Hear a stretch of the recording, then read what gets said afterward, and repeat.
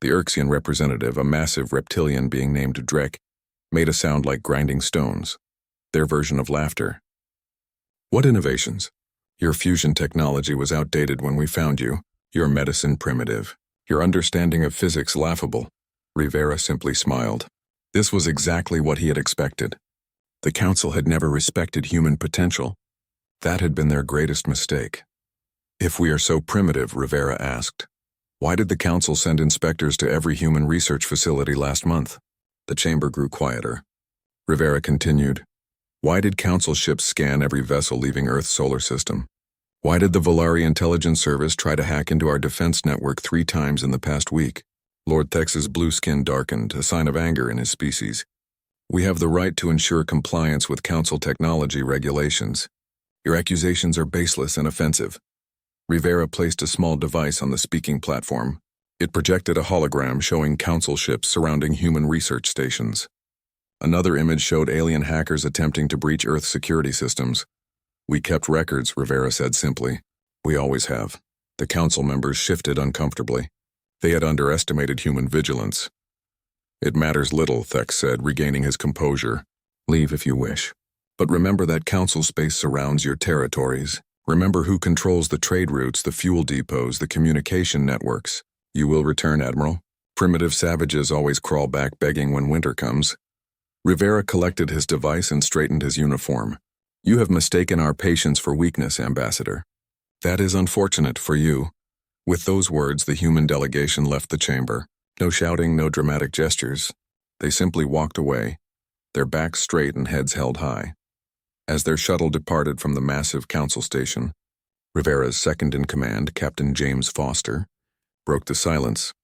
They're already sending ships to our abandoned research facilities, Foster said, checking his tablet. Just as we expected, Rivera nodded. And what will they find? Empty buildings. Wiped computers. Basic equipment left behind as if we departed in a hurry. Foster allowed himself a small smile. Everything of value was removed 3 months ago. The shuttle docked with the UES Horizon, Earth's flagship. As they entered the bridge, the crew stood at attention. They all knew what today meant. It was the culmination of decades of planning. Set course for home, Rivera ordered. Maximum speed.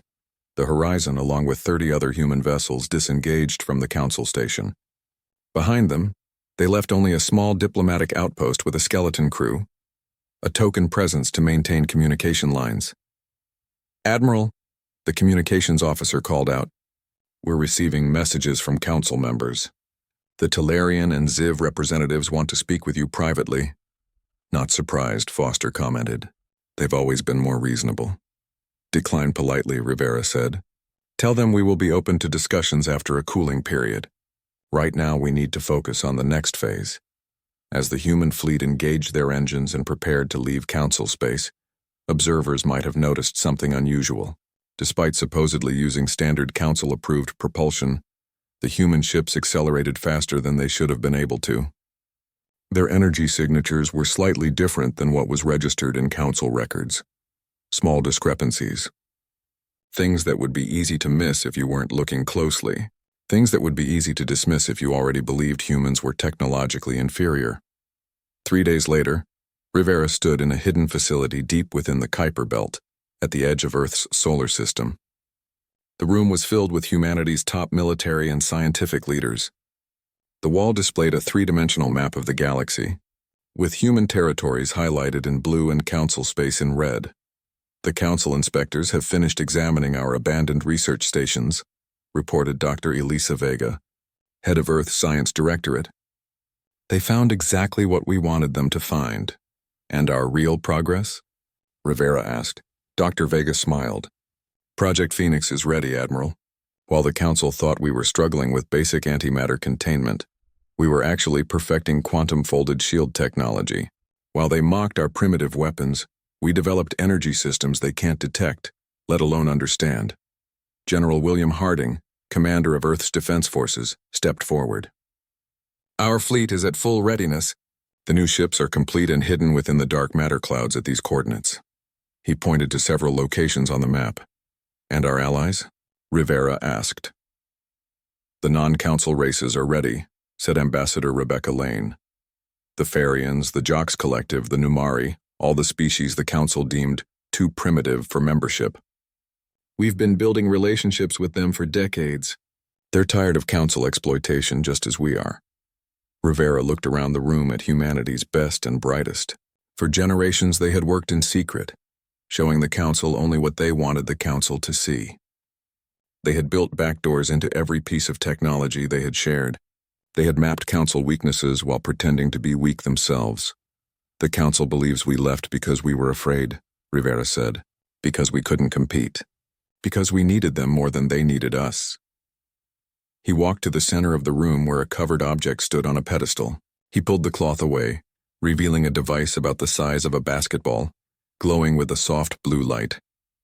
This is the first fully functional quantum entanglement communicator, Rivera announced. Instantaneous communication across any distance, undetectable by current Council technology. No more relying on their Axiom network. No more having our messages monitored. Dr. Vega nodded proudly. The Council races never pursued this technology because their existing network was good enough. They stopped innovating centuries ago. Rivera placed his hand on the device, activating it. The map on the wall changed, showing new connections between human worlds and several non-Council civilizations.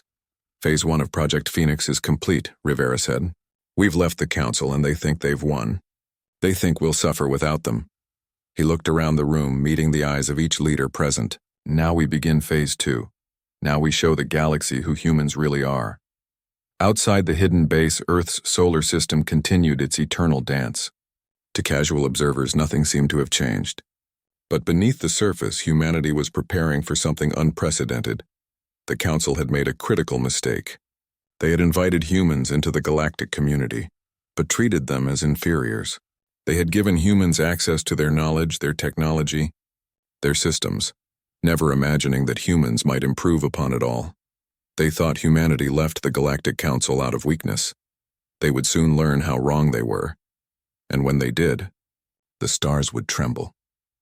Calla Dorn moved through the abandoned trading post, her scanner sweeping methodically across the empty shelves and silent equipment. As Galactic Council Security Director, she had seen many disturbing things in her 40-year career. But the events of the past 3 years worried her more than anything before. Director, you should see this, called her assistant, a young Talarian named Mivik. His gray skin looked almost white in the dim emergency lighting. Dorn followed him to the station's control room. The main computer was still running, which was unusual. Typically, when a station was abandoned, the systems would be shut down to conserve power. The system didn't fail, Mivik explained, pointing to the diagnostic screen. It was turned against the station. Life support, gravity controls, communication arrays, they all received contradictory commands until they simply locked up. Same pattern as the others, Dorn said, her four-fingered hand brushing across the console. This is the 7th outpost in 3 months.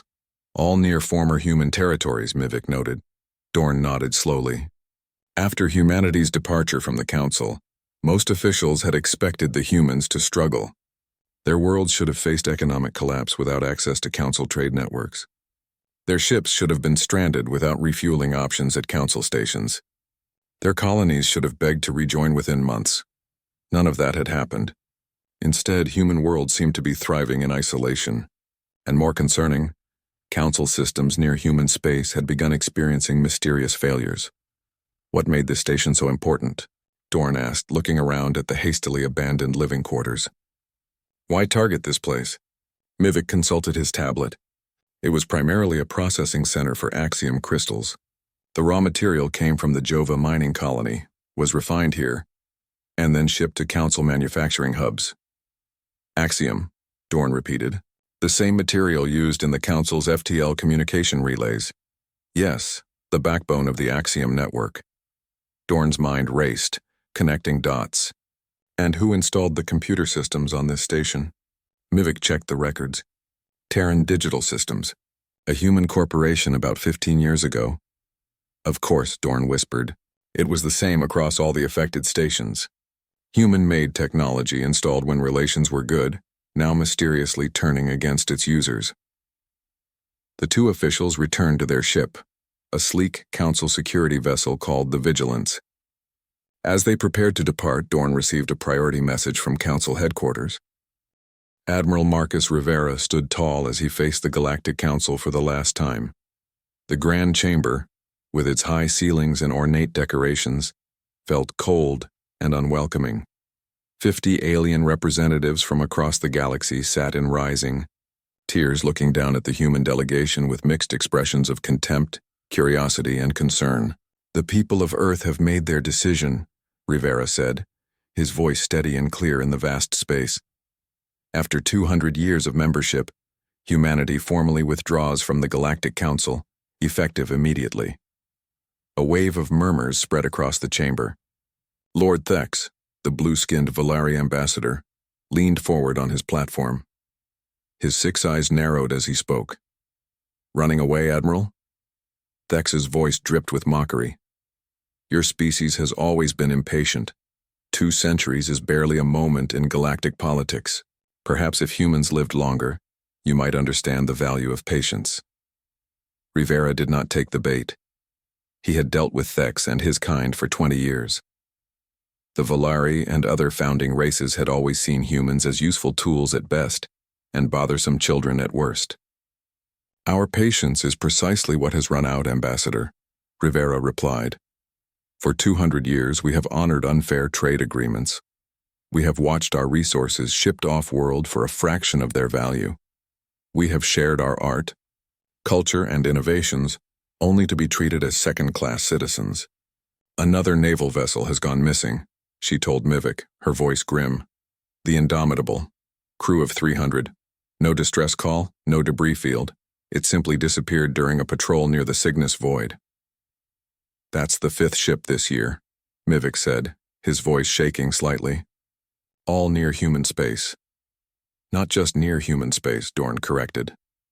All were ships that had previously docked at human stations or interacted with human vessels. The Vigilance departed the abandoned trading post, setting course for the Cygnus Void. As they traveled, Dorn reviewed the growing list of incidents. Trading posts failing, military vessels vanishing, and perhaps most troubling, the expanding dark zones in the Axiom network, areas where FTL communication simply didn't work anymore. All these problems shared 2 common factors: proximity to human space and connection to human-made technology. "The Council dismissed them," Dorn said quietly as she studied the data. "Called them primitive. Never bothered to inspect what they gave us too closely." Mivik looked nervous. "Are you suggesting the humans planned this? That they built vulnerabilities into everything they shared with us?" "I'm suggesting we underestimated them," Dorn replied, "and we're paying the price now." The Vigilance arrived at the last known location of the missing warship. There was nothing to see. No debris, no energy signatures, no signs of battle. Just empty space. "Run a full spectrum scan," Dorn ordered. "Check for any unusual readings, no matter how small." After several minutes, Mivik reported, "There's something strange, Director. A quantum fluctuation pattern that doesn't match any known natural phenomenon." "Show me." The screen displayed a rippling pattern of energy, barely detectable but definitely artificial. "The pattern looks familiar," Dorn said, trying to place it. "I've seen something like this before." She searched through the ship's database until she found a match. "There," she pointed. "It's similar to experimental human research on quantum entanglement from 20 years ago." "But that research was abandoned," Mivik said. "The Council Scientific Committee determined it was a technological dead end." Dorn laughed bitterly. "Or so the humans led us to believe." On the distant human colony of New Terra, Dr. Elena Blackwood stood in an underground laboratory, watching, as her team activated the largest quantum entanglement communicator ever built. The device hummed softly as it connected with identical units on 12 other human worlds. "Connection established," reported her chief engineer, Dr. Marcus Wong. "Signal strength at 100%. No degradation across distance." Blackwood smiled. After 15 years of secret development, the QEC network was finally complete. Unlike the Council's Axiom network, which relied on physical relays that could be damaged or monitored, the QEC allowed instant, untraceable communication between any 2 points. Send the confirmation to Admiral Rivera, Blackwood instructed. Tell him Phase 2 is complete. As Wong transmitted the message, the laboratory door opened and a military officer entered. Major Anna Reyes wore the uniform of the Human Defense Force, with quiet pride. Dr. Blackwood, she greeted, I bring news from the frontier. The council is investigating, I assume? Blackwood asked. Reyes nodded. Director Caladorn herself. She's clever, already making connections we hadn't anticipated. Is that a problem? Not yet. By the time she puts it all together, we'll be ready for Phase 3. Reyes handed Blackwood a data tablet. These are the latest reports from our allies. The screen showed communications from half a dozen non-human species, the Farians with their crystalline bodies, the nomadic Jocks Collective, the aquatic Numari, and others, species that the Council had deemed too primitive for full membership, species that humans had quietly befriended over the past century. The Farians have completed their fleet upgrades using our shield technology, Reyes reported. The Jocks have successfully implemented the improved drive systems. The Numari underwater colonies now have independent power generation. And the Council knows nothing? Blackwood asked. They're too busy dealing with their failing systems to notice what's happening on the periphery. Reyes replied with a small smile. Blackwood walked to a large display showing a map of the galaxy. Human territories were highlighted in blue, Council space in red. But now there were green areas too, the territories of humanity's new allies. We should never have joined them, Blackwood said softly. The Council claimed to represent galactic civilization, but they built their society on exploitation. Core worlds thriving while frontier planets struggled. Founding races making decisions while newer members followed orders. We needed their knowledge, Reyes pointed out. Their technology. We were still recovering from our own wars when they found us. Yes, but we've long since outgrown them, Blackwood replied. While they stagnated, comfortable in their superiority, we kept pushing forward. Now we have ships that can outrun theirs, weapons that can penetrate their defenses, and communications they cannot detect or intercept. The quantum entanglement communicator pulsed with a new message. Wong checked the transmission and looked up with wide eyes. It's from Admiral Rivera, he said. The Council has dispatched a war fleet to human space. Apparently they've decided to remind us of our place in the galaxy. Reyes straightened, instantly alert. How many ships? 20 capital vessels plus support craft, under the command of someone named Drav Zenthar. Blackwood and Reyes exchanged looks. They had expected this, but not so soon. This changes the timeline, Blackwood said. We need to accelerate our plans. I'll alert our forces, Reyes replied, already moving toward the door, and contact our allies. Wait, Blackwood called after her. Tell Rivera to implement the Theseus protocol. Reyes paused, surprised. Are you sure? We were saving that for Phase 4. The Council is forcing our hand, Blackwood said firmly. If they want to see what humanity is capable of, we should oblige them.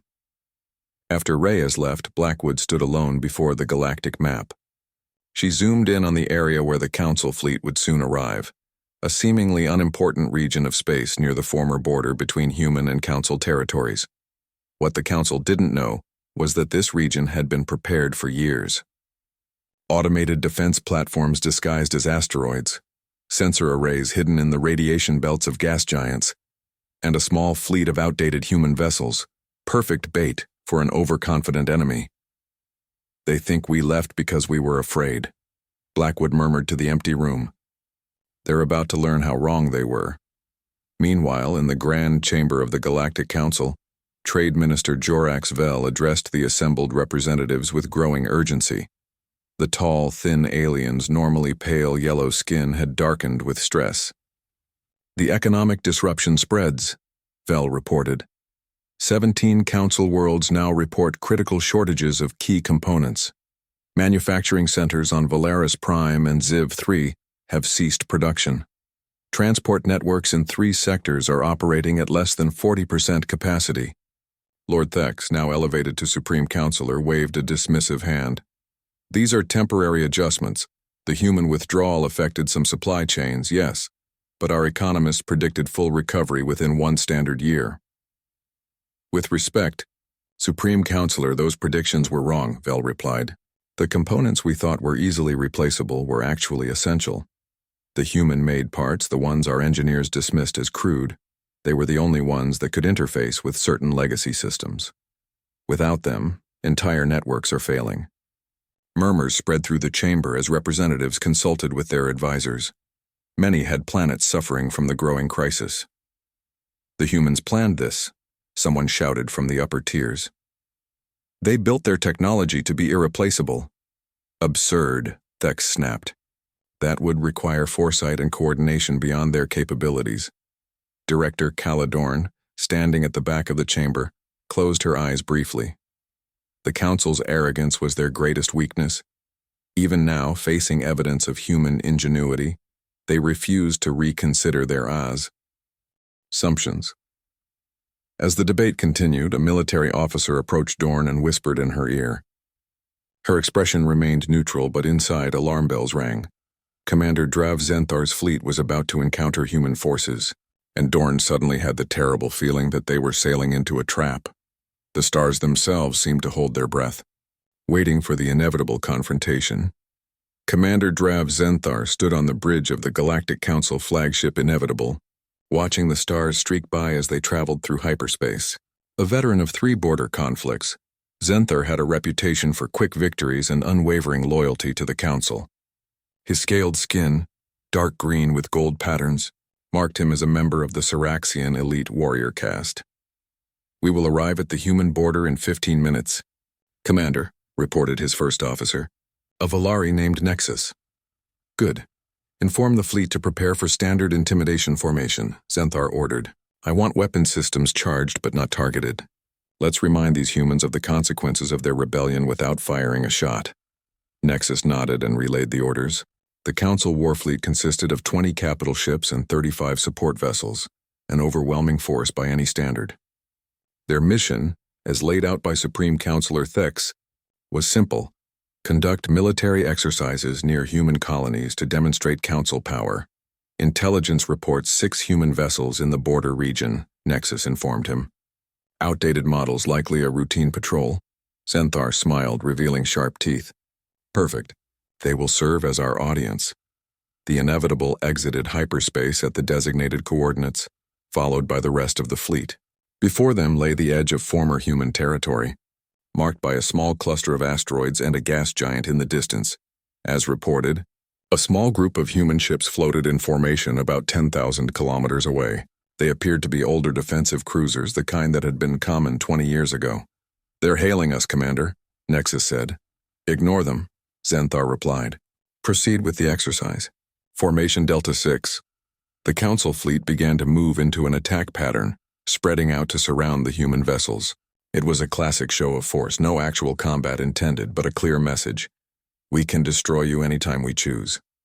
The human ships are not retreating, Nexus noted with surprise. They're maintaining position, Zenthar frowned. This was unexpected. Standard procedure for an outmatched force was to withdraw while maintaining communications. The human captains should have been begging for clarification, asking about the Council fleet's intentions. Scan those vessels, he ordered. Full spectrum. The results came back quickly. Standard configurations, Commander. Power signatures consistent with their known technology. No weapons charged. Zenthar studied the human ships through the view screen. Something felt wrong. The vessels weren't moving, weren't communicating, weren't doing anything a normal patrol would do when confronted by a superior force. Nexus, when was the last time we updated our database on human ship designs? The first officer checked the records. 3 years ago, before their withdrawal from the Council. And these match those specifications exactly? Zenthar pressed. Yes, Commander. Down to the last detail. Too perfect. Too convenient. Zenthar had not risen to fleet command by ignoring his instincts. All ships halt advance, he ordered sharply. Full defensive screens. Launch probe droids. Commander? Nexus questioned, surprised by the sudden change. Those aren't ships, Zenthar said quietly. They're decoys. As if triggered by his words, the space around the council fleet shimmered. Where there had been empty void, suddenly dozens of sleek vessels appeared, their hulls gleaming with a strange, light-absorbing material that had rendered them completely invisible to council sensors. At the center of this new fleet was a massive ship unlike any Xanthar had seen before. Its design was distinctly human, but its technology was far beyond what humans supposedly possessed. Stealth technology. Nexus whispered in disbelief. How is this possible? The energy requirements alone would be... We've been deceived. Xanthar cut him off. Signal battle stations. All ships prepare for... They're hailing us now, the communications officer interrupted. Priority channel. Xanthar hesitated, then nodded. On screen. The view screen activated, showing a human in a crisp uniform. His dark skin contrasted with silver hair, and his eyes held a calm confidence that Xanthar found unsettling. Commander Xanthar, the human said, I am Admiral Marcus Rivera of the United Earth Fleet. You have entered a restricted area without authorization. Xanthar straightened. This is Council space, Admiral. We are conducting routine exercises. This hasn't been Council space for 3 years, Rivera replied evenly, and there is nothing routine about your formation. You came to intimidate us, to remind us of our place. Your withdrawal from the Council doesn't change galactic realities, Xanthar said, trying to regain control of the situation. You remain surrounded by Council territories. Your trade routes, your communication networks, your very survival depends on our goodwill. Rivera smiled slightly, perhaps once. Not anymore. The human admiral gestured, and his image on the view screen was replaced by a galactic map.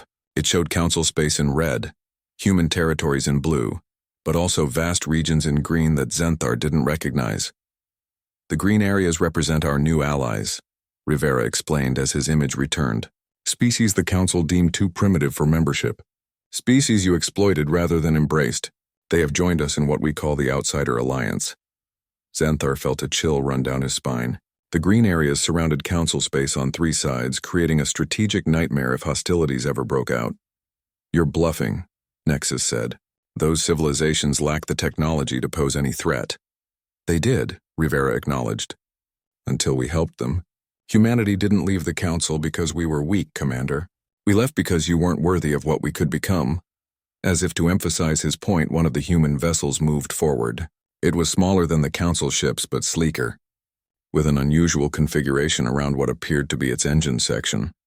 Allow me to demonstrate, Rivera said. The ship accelerated suddenly, far faster than should have been possible. It circled the entire Council fleet in seconds, moving with impossible agility. Council sensors struggled to track it, registering energy signatures unlike anything in their database. What you're seeing is a standard human patrol craft, Rivera continued. What you believed were our most advanced vessels 3 years ago were actually outdated models we let you see. Our real technology was developed in secret, away from Council inspectors. Xanthar's mind raced. The implications were staggering. If what Rivera said was true, if humanity had been concealing their true capabilities all this time. You came here to remind us of our place, Commander, Rivera said, his voice hardening. Allow me to remind you of yours. The human fleet suddenly emitted a synchronized energy pulse. It washed over the Council ships like a wave, and immediately, every system on the Inevitable began to shut down. Weapons, shields, engines, all disabled in an instant. Around them, the same thing was happening to the entire Council fleet. 20 capital ships and 35 support vessels, the pride of Council military might, rendered helpless without firing a shot. Only life support and communications remained functioning. We could destroy your fleet right now, Rivera said calmly, but that is not our way, not our purpose. We didn't leave the Council to start a war, but to find a better path forward, for ourselves and for others who have suffered under Council rule. Xanthar stood rigid, facing the greatest defeat of his career with as much dignity as he could muster. What do you want from us? Nothing. Your support ships, which wisely remained at the edge of this system, will be permitted to approach and tow your vessels home. You will deliver a message to the Council for me. What message? Xanthar asked. Rivera's expression was solemn. The old order is ending. The Council can adapt to a galaxy where they are no longer the sole power, or they can cling to the past and watch their influence crumble around them. The choice is theirs. With that, the transmission ended. The human fleet began to withdraw, their advanced ships disappearing back into stealth mode until only Rivera's flagship remained visible. On the bridge of the inevitable, Commander Zenthar slowly sank into his command chair, the full weight of what had just occurred settling on him. The Council had sent him to deliver a message of strength. Instead, he would return with news that would shake the foundations of galactic politics. Far away, on the human colony world of New Terra, Dr. Elena Blackwood received news of the encounter. She sat in her office reading Rivera's report with a sense of satisfaction and relief. The demonstration had gone exactly as planned, a show of force without casualties, a revelation of strength without destruction. Her door chimed, and Major Anna Reyes entered carrying a data tablet. "You've heard?" Reyes asked. Blackwood nodded. "Rivera executed the plan perfectly. The Council fleet has been sent home with their tails between their legs, as the old saying goes." "That's not all," Reyes said, placing the tablet on Blackwood's desk. "News is spreading throughout the galaxy. Our quantum entanglement communicators can't be monitored by the Council, but their own Axiom network is buzzing with reports. Some accurate, others wildly exaggerated. Visible to advanced sensors across vast distances. As he watched the signals multiply, first dozens, then hundreds, Rivera thought about the long journey that had brought humanity to this moment. From their first cautious steps into space to their discovery by the Council, to the centuries of playing the part of the grateful, humble newcomers, all while planning, learning, and preparing for the day when they would reveal their true capabilities. "Admiral," his communications officer called out, "we're detecting massive fleet movements in Council space. Multiple battle groups converging." Rivera nodded, unsurprised. "They're assembling their forces just as we predicted. Activate the defense network and alert all Alliance members. It's time for the final phase." As orders went out across human and Alliance space, Rivera sent a personal message to Earth's Leadership Council. "The storm is coming," he wrote. "But for the first time in our history, we don't need to fear it. We are ready." Supreme Counselor Thex stood before the emergency session of the Galactic Council, his blue skin darkened with anger and stress. The Grand Chamber, normally a place of measured debate and political maneuvering, had become a scene of barely controlled chaos. Representatives from 73 worlds shouted over each other, demanding answers and actions. "Order!" Thex slammed his ceremonial staff against the floor, the sound echoing through the chamber. "We will have order!" Gradually the noise subsided. The representatives returned to their seats, though the tension remained palpable. "The situation is grave but not hopeless," Thex began. "Yes, the humans have revealed technologies beyond what we believed they possessed. Yes, they have formed alliances with lesser species. And yes, the activation of these so-called Prometheus engines represents a challenge to Council authority." He paused, scanning the worried faces before him. "But we have faced challenges before. The Axiom Rebellion, the Void Plague, the Syraxian Separatist movement.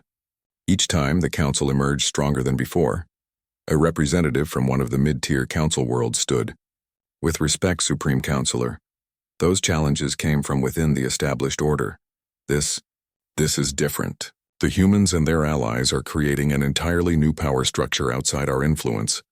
And they're succeeding," added another representative. 3 Council member worlds have already petitioned to withdraw and join their alliance. My own constituents are asking why we can't produce Prometheus engines of our own." Thex's expression hardened. "Those who abandon the Council will find no welcome if they change their minds later. As for these engines, our scientists are already studying the energy signatures. We will reverse engineer the technology within a year." Director Calla Dorn, standing at her usual position at the back of the chamber, closed her eyes briefly. More delusion, more denial. The Council was facing an existential crisis, and its leadership was still acting as if this were a minor diplomatic incident. She stepped forward, breaking protocol. "Supreme Counselor, I must address the Assembly." Thex frowned at the interruption, but nodded reluctantly. Dorn had earned enough respect over her career that even the Supreme Counselor hesitated to silence her. "Honorable representatives," Dorn began, her voice carrying clearly through the chamber. "I have spent the last 3 years investigating human activities. What I've discovered suggests that we cannot solve this crisis through traditional means." She activated a holographic display showing Council space surrounded by human and Alliance territories. The intelligence we've gathered indicates that humans began planning their withdrawal decades, perhaps centuries ago. During their time in the Council, they systematically studied our weaknesses, installed backdoors in technology they shared with us, and built a network of alliances we never detected. Murmurs spread through the chamber, but Dorn continued. My operatives recently attempted to disrupt a diplomatic summit on Harmonis Station. Not only did they fail, but we discovered that human intelligence has deeply infiltrated our own security services. For every agent we have watching them, they have 3 watching us. What are you suggesting, Director? Thex demanded, clearly displeased by this public airing of failures. I am suggesting that military action would be disastrous, Dorn replied firmly. Our fleet may be larger, but their technology is superior. More importantly, they've had years to prepare defenses we know nothing about. So we should surrender? Thex's voice dripped with scorn. Accept a galaxy where primitive upstarts dictate terms to the Council? I am suggesting we negotiate, Dorn clarified. From a position of realism, not fantasy, the balance of power has shifted. We can adapt to that reality or we can break against it. The chamber fell silent as representatives considered her words.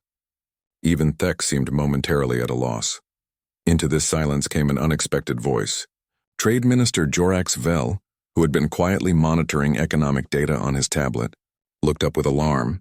Supreme Counselor, we're detecting massive withdrawals from the Central Galactic Bank, Vel reported. Multiple member worlds are converting their assets to independent currencies. Financial confidence in Council institutions is collapsing. Before Thex could respond, the communications officer called out, Incoming transmission priority channel. It's being broadcast simultaneously to every world in Council space. Block it, Thex ordered immediately. We can't, the officer replied, clearly distressed.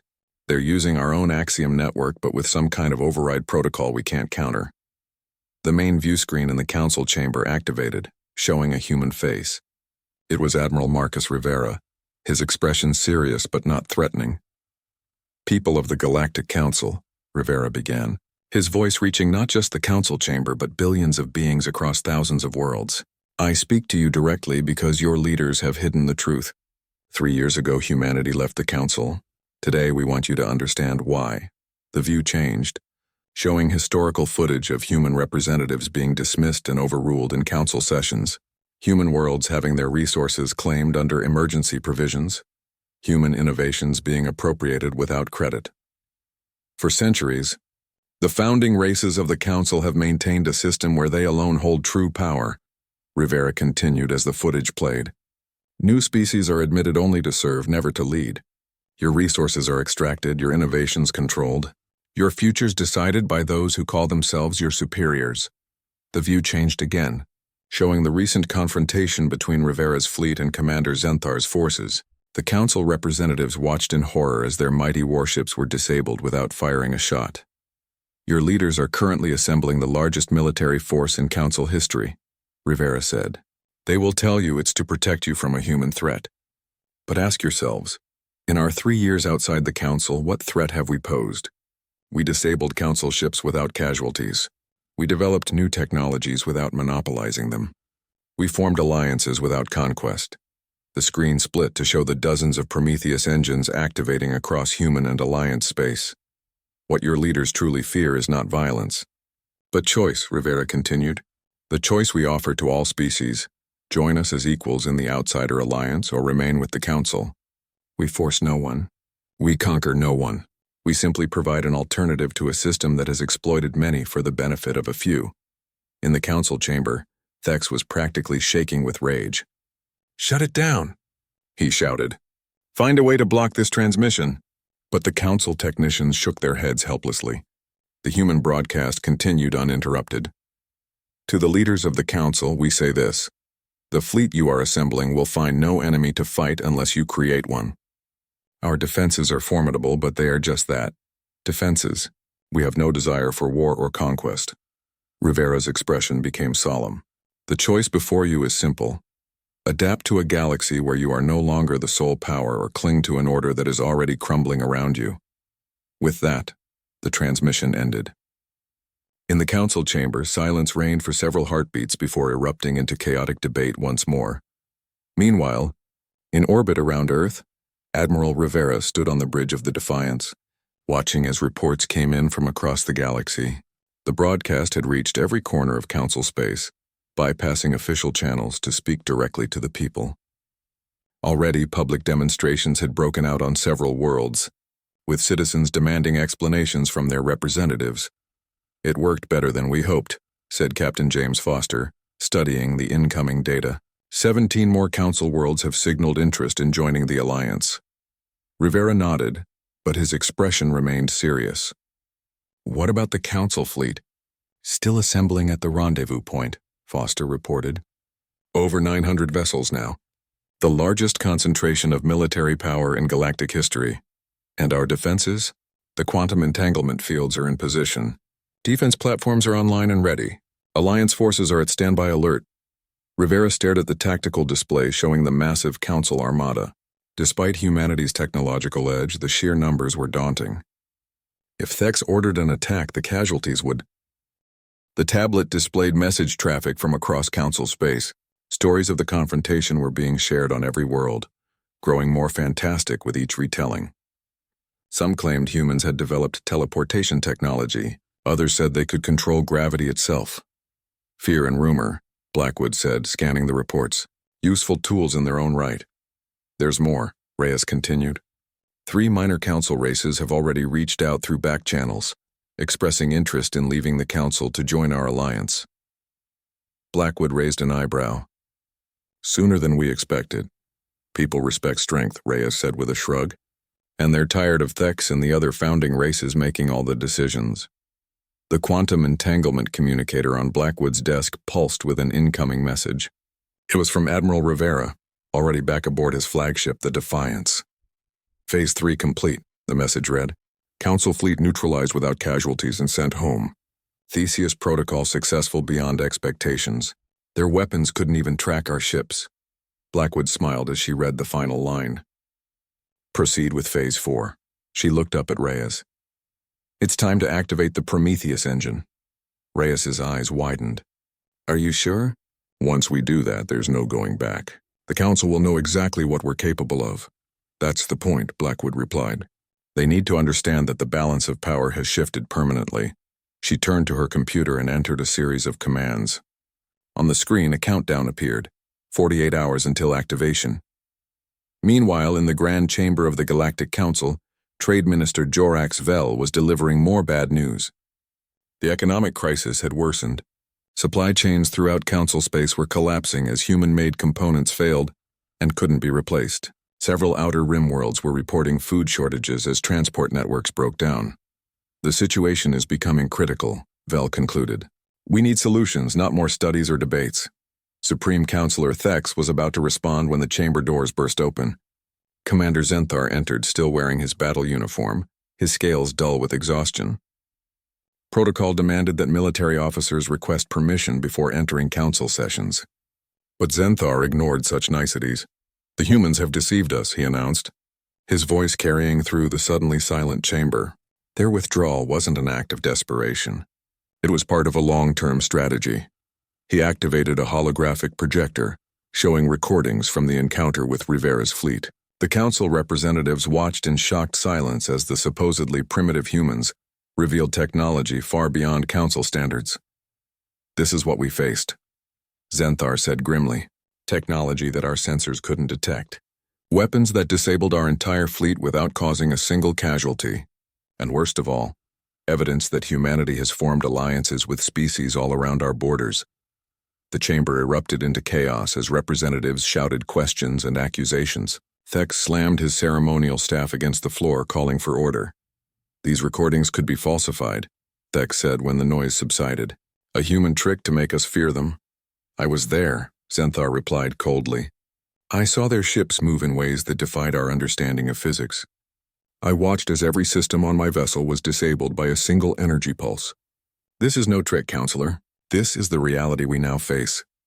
Before Thex could respond, Director Caladorn stepped forward. "Commander Zenthar's report aligns with my own investigations," she stated. "For 3 years I've been tracking system failures, disappearing ships, and communication disruptions throughout Council space. All connected to human technology, all part of a pattern we should have recognized sooner. She turned to face the council, her expression grave. We underestimated them. We treated them as inferiors when we should have treated them as equals. And now we may be facing the consequences for generations to come. As the council struggled to absorb these revelations, the stars continued their eternal dance. But within that cosmic ballet, a new power had emerged, one that would forever change the course of galactic history. In the dimly lit chambers of the Council's Intelligence Division, Operative Laris Vorn received his most important mission. A member of the secretive Volari Special Operations Group, Vorn was known for accomplishing the impossible. With gray skin that could change color slightly to blend with surroundings and eyes that could see in near-total darkness, he was the perfect spy. "The situation has become intolerable," said Director Calla Dorn, sliding a data crystal across the table. "The Council cannot publicly acknowledge the human threat without causing panic, but we cannot ignore it either." Vorn took the crystal without a word. "This contains everything we know about the so-called Outsider Alliance," Dorn continued. "Your mission is to infiltrate human space, gather intelligence on their new technologies, and most importantly, disrupt their diplomatic efforts with other species." "A sabotage operation," Vorn said, his voice a low whisper, "against the humans and their allies." "The Council prefers the term special security action," Dorn replied with a thin smile. "But yes, we need to slow their momentum while we develop countermeasures." Vorn studied the holographic display that emerged from the crystal. It showed a space station orbiting a small moon in neutral territory, a place called Harmonious, known for its status as a diplomatic meeting ground. "In 3 days, human representatives will meet with delegates from 12 non-council species," Dorn explained. "We believe they intend to formalize the Outsider Alliance, creating a unified political entity that could rival the Council." "You want me to prevent this meeting?" Vorn said. Dorn's expression hardened. "By any means necessary." 2 days later, Vorn's team of 6 operatives approached the Harmonious station in a small transport vessel disguised as a merchant ship. Each member was from a different species, chosen for abilities that complemented the mission. They carried weapons hidden in diplomatic cases, their identities concealed behind perfect forgeries. As they docked at the station, Vorn reviewed the plan one last time. They would pose as maintenance workers, gain access to the environmental systems, and release a paralytic gas during the summit. In the confusion, they would eliminate key delegates and plant evidence implicating rival species. With trust shattered, the alliance would crumble before it could form. "Remember," Vorn told his team, "we're not just protecting Council interests. We're preventing these primitive species from gaining technology they aren't ready to control. It's for the greater good of the galaxy." The team nodded solemnly.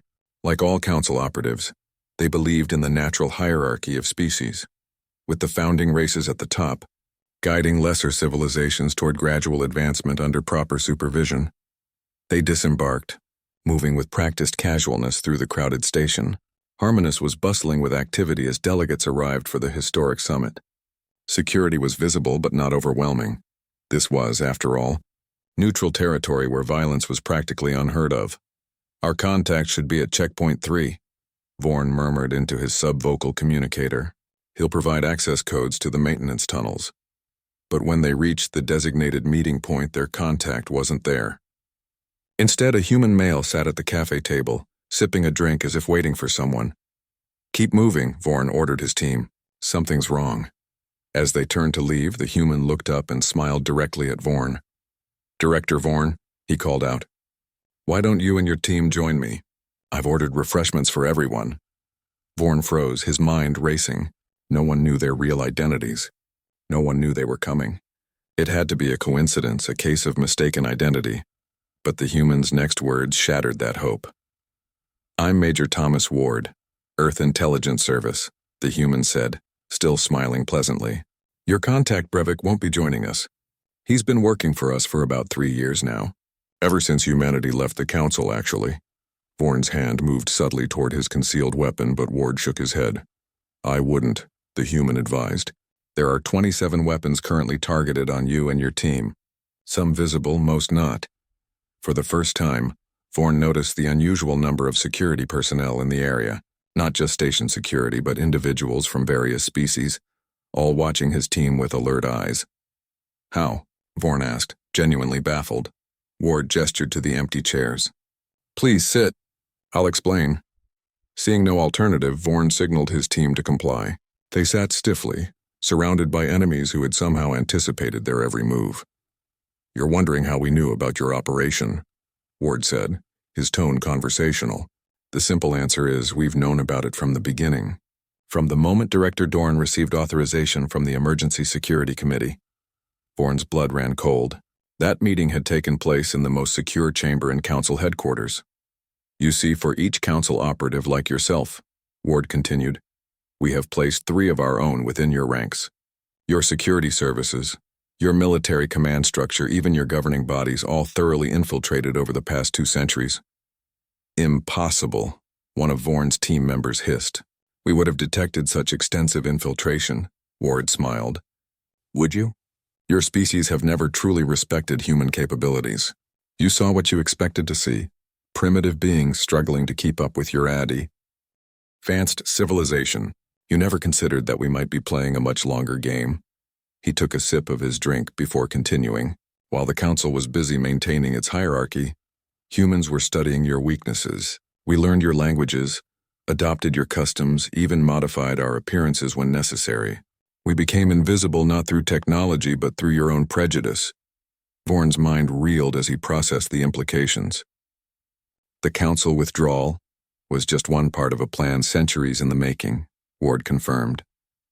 We knew the Council would never accept us as equals as long as we played by their rules, so we changed the rules. Around them, the station hummed with activity as delegates continued to arrive for the summit. Vorn noticed representatives from species he barely recognized.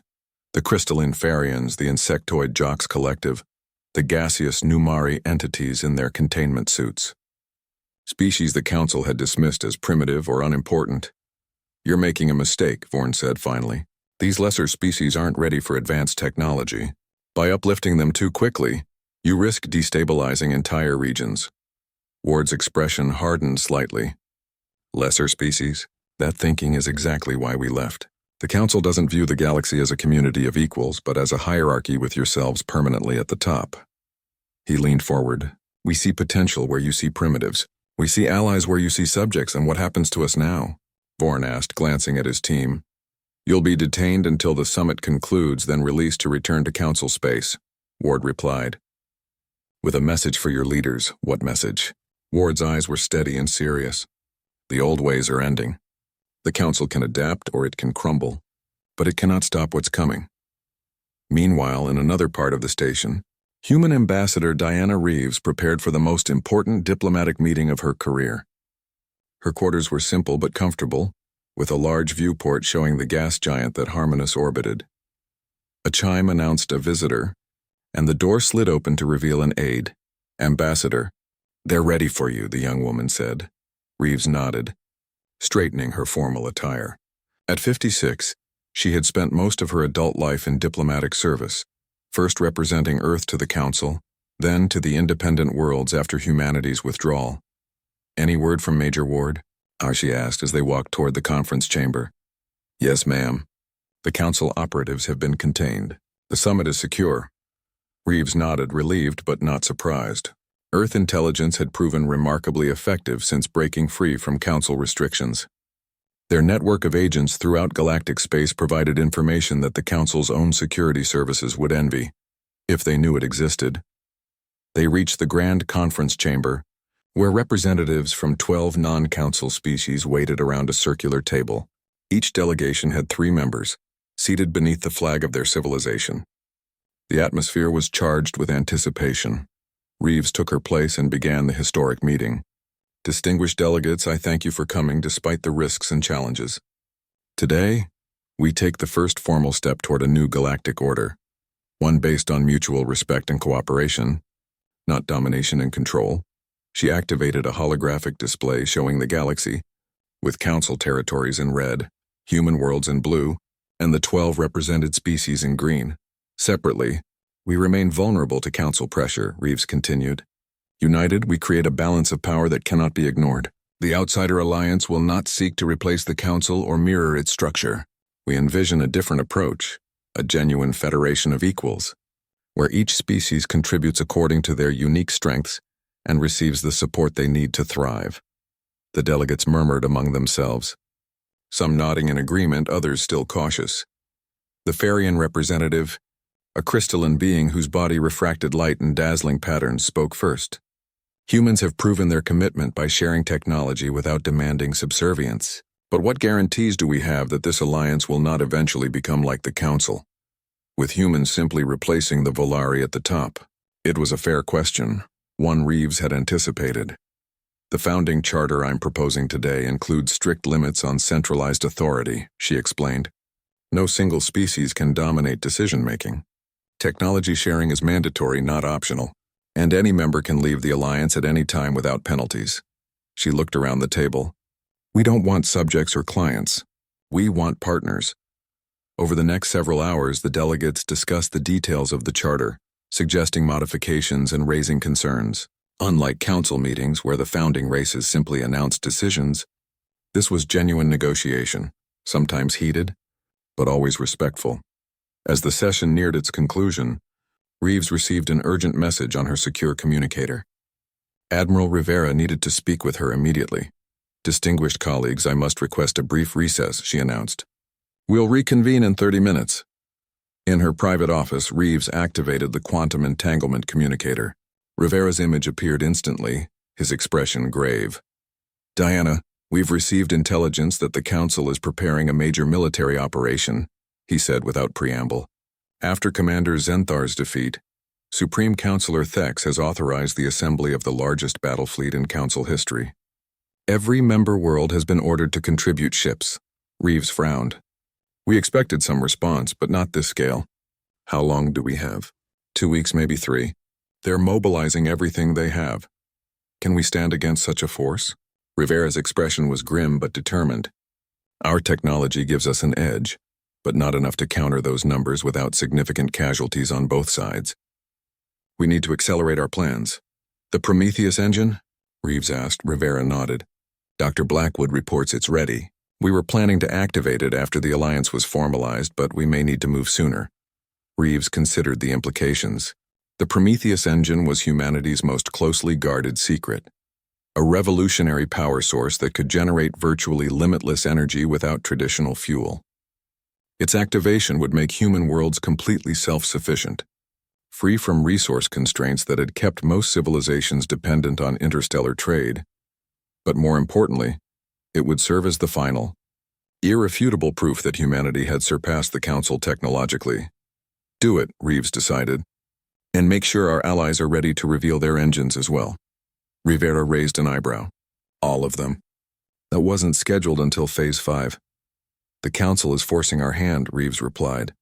If they want a demonstration of our capabilities, let's give them one they can't possibly misinterpret.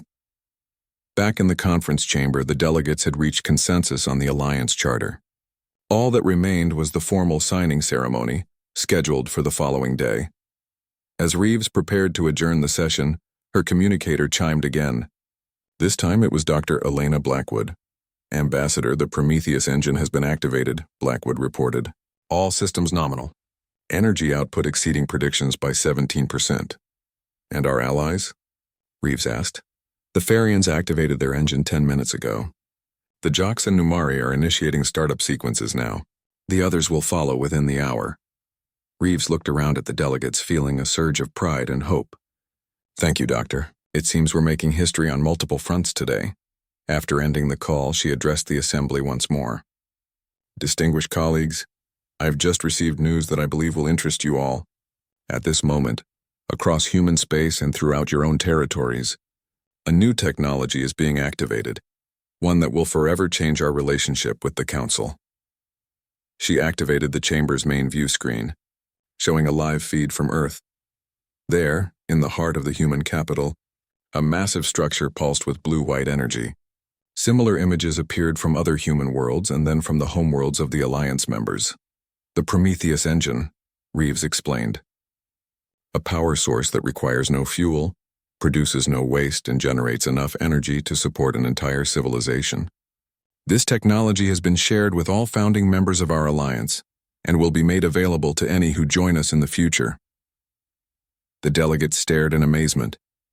Energy independence was something most civilizations could barely imagine, a freedom from the resource competition that drove so much of galactic politics. "The Council will see this as a threat," the Numari representative warned, their translucent containment suit rippling with agitation. "They will," Reeves agreed, "because it is. Not a threat of violence, but a threat to their control. With these engines, none of us need rely on Council trade routes or resource allocations. We are truly independent for the first time." As the meeting concluded, Reeves stood at the viewport, watching the gas giant slowly rotate below. Soon, the Outsider Alliance would be formalized. Soon, the Council would have to decide how to respond to this new reality. And soon the galaxy would enter a new era, one where humanity and their allies would never again be dismissed as primitive or unworthy. Across space, on the edge of human territory, Admiral Rivera stood on the bridge of the Defiance, monitoring the activation of Prometheus engines throughout Alliance space.